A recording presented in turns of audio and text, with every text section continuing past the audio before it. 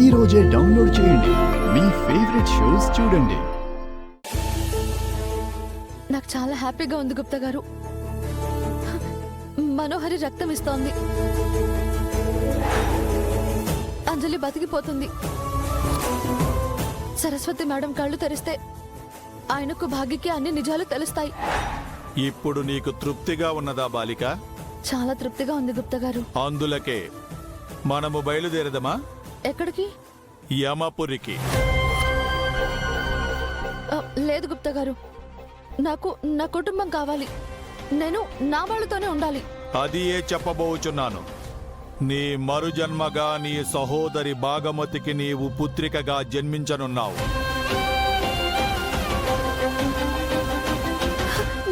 నిజమా గుప్తా గారు? ముమ్మాటికి మేము పలుకున్నది సత్యము బాలిక. నీ మరుజన్మగా నీ పతిదేవునికి నీ సహోదరికి నీవు పుత్రికగా పుట్టబోచున్నావు.